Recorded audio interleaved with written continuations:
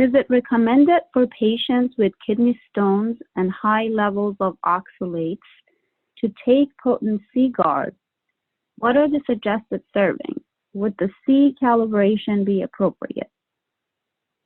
Yes, this is a very common question because a small amount of ascorbate does get converted to oxalate. You can measure oxalate in the urine easily. And so the headline is that while you should use the ascorbate based on the C cleanse, after a week or two on Potent C Guard, out of an excess of caution, you can measure the urine oxalate to confirm that the ascorbate itself contributes only a tiny amount of the total oxalate, and whether you take 1 gram, 10 grams, or 100 grams of the PERQUE Potent C Guard, you get the same small amount of oxalate produced.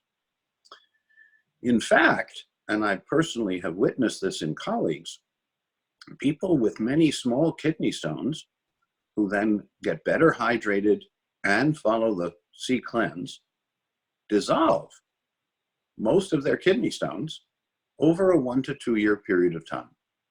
So even if you have multiple small kidney stones now, and you take the PERQUE Potent C based on the C cleanse and the other complement of PERQUE supplements, you can dissolve those kidney stones over time.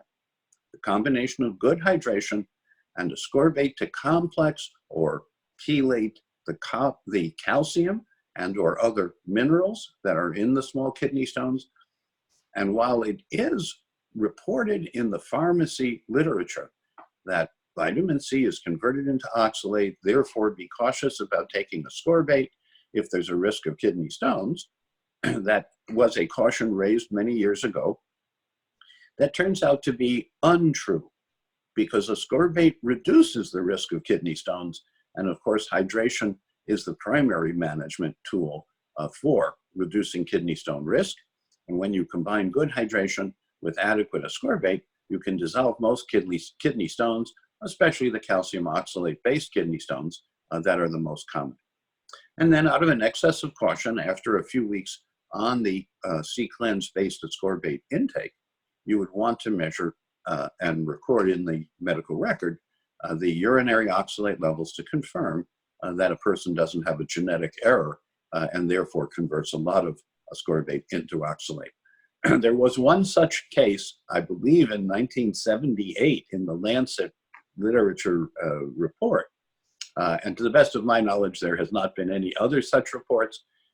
But as we know, when there is a concern about an essential nutrient, that becomes part of the caution, whether it is physiologic or not.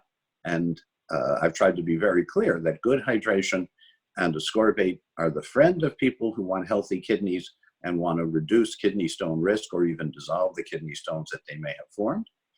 And we have done this with colleagues and with others over decades.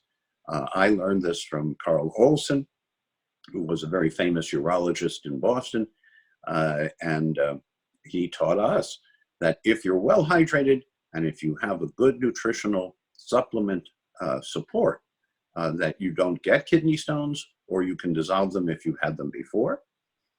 And so important to know that it's a red herring in terms of avoiding ascorbate based on oxalate, and out of an excess of caution, you can measure the oxalate in the urine after just a few weeks on the ascorbate to confirm that the oxalate levels in the urine are acceptable.